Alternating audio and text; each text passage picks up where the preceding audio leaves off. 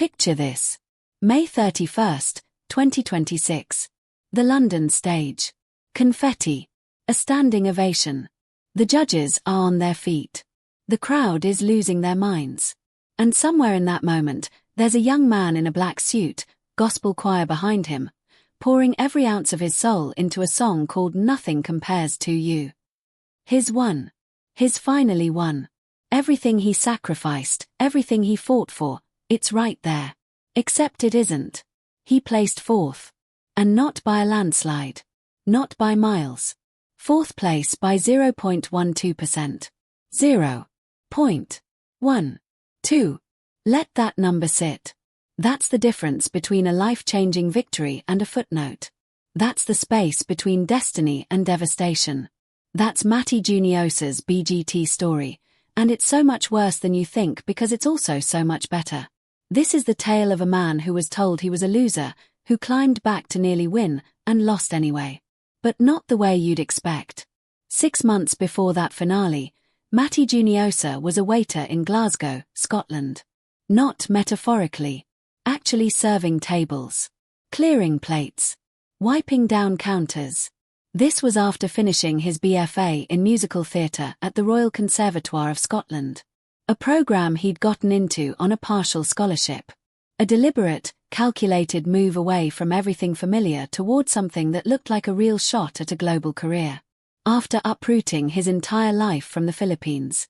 After leaving his mother behind. He was auditioning constantly. Up and down Scotland. Down to London. Back up again. Couch surfing. Hostel hopping. Living that aspiring performer life that Instagram never shows you. The expensive poverty of chasing art in an expensive country. Performing in small theatre productions that almost nobody knew about. Kinky boots. The Hunchback of Notre Dame. Small roles. Solid work. The kind of stuff that builds a reel but doesn't pay rent. And especially not visible to the people back home. His mother couldn't see any of it. And for a kid who grew up obsessed with One Direction, literally forcing his entire class to watch audition videos, who idolized Simon Cowell to the point where his friend called it surreal, who spent his high school years as the kid everyone knew because he was always performing, always singing, always present, this new life was different. This was invisible. This was purgatory with ambition. But here's the thing nobody tells you about struggle. When you're in it, you don't know it's going to matter later. You just know you're broke and exhausted and wondering if you made a terrible mistake. Matty was that guy. Failed auditions. Empty bank account. No safety net. The kind of obscurity that breaks people. That's when BGT called. March 28, 2026. BGT auditions. London stage. Matty walks out and sings Purple Rain. Prince. Sinead O'Connor's version. A song that's been performed by Jennifer Hudson, Beyoncé, Cynthia Erivo, icons. A song Simon Cowell loves so much it's basically his soundtrack. And this is where you have to understand the psychology of that choice. He didn't pick a safe song. He picked a song that Simon Cowell explicitly loves. That's not just confidence. That's calculated risk-taking. It's saying, I know what you value, and I'm betting I can deliver it. Simon Cowell presses the button. Golden buzzer. Straight to the semifinals. The crowd erupts. Matty cries. And in that moment, something shifts. This isn't just a BGT performance. This is a full-circle moment. The kid who loved Simon Cowell's band so much he convinced his entire class to watch One Direction audition videos. Now Simon is the one saying yes. That's not just emotional validation. That's the universe course-correcting. That's a narrative finally following the arc it was supposed to follow. But the crucial part, the detail that matters, is what Matty says between songs. He tells the judges he's been told he's a singing competition loser. He's referencing his run on Idol Philippines in 2019. Top 12. Close enough to see the finish line but not close enough to cross it. Then his group Idols finished fourth on Your Face Sounds Familiar. Fourth again. Not bad. Not winning. The pattern was established.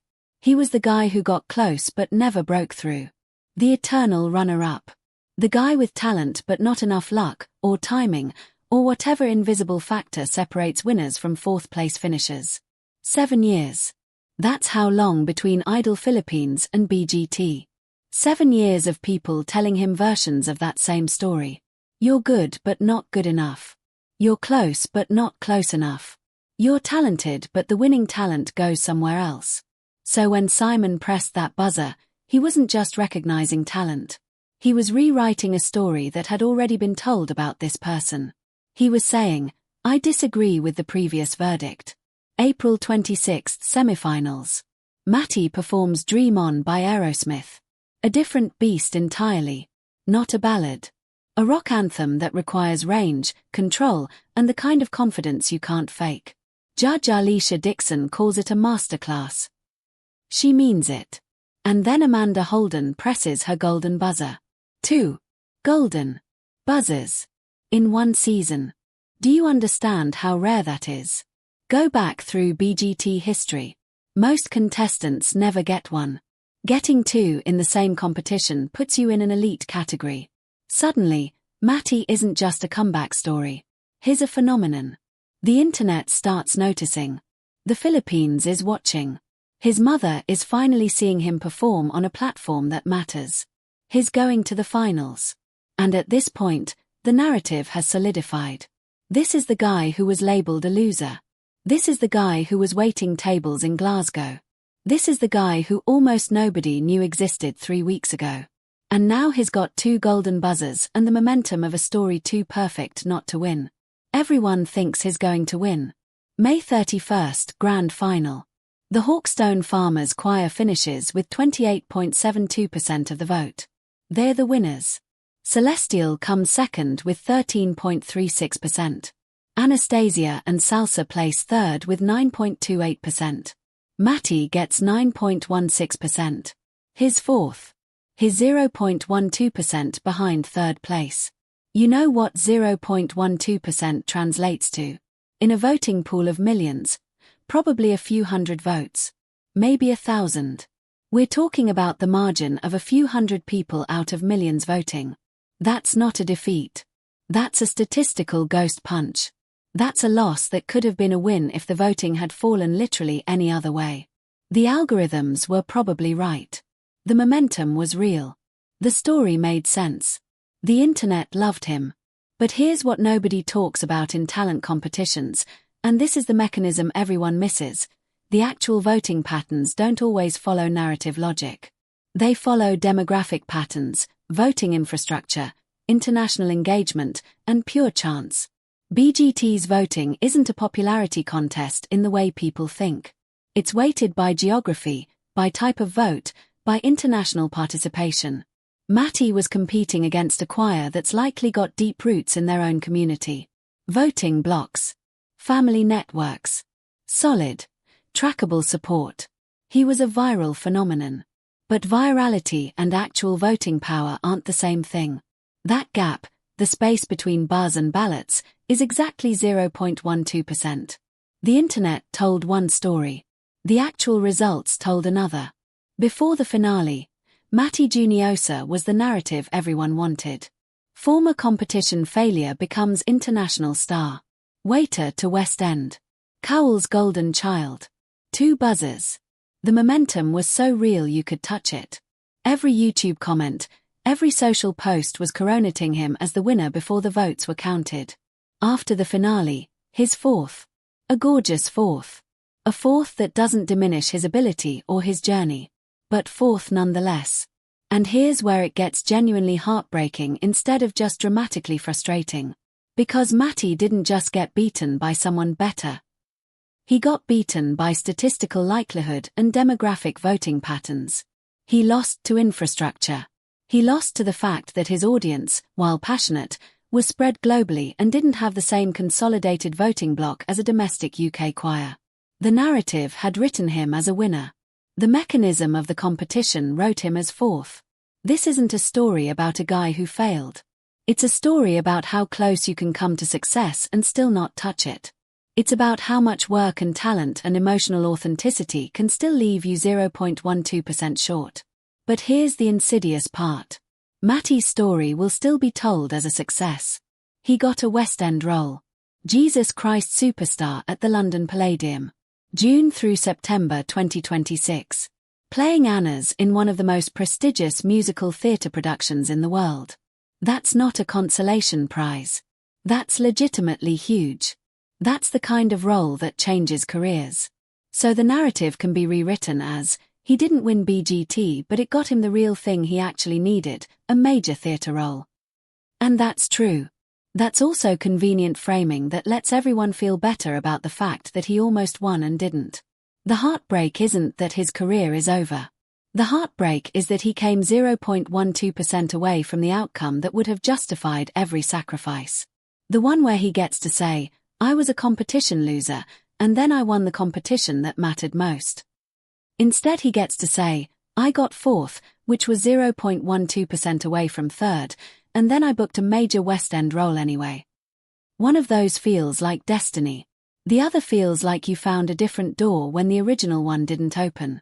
The Matty Juniosa story tells us something uncomfortable about meritocracy and talent competitions.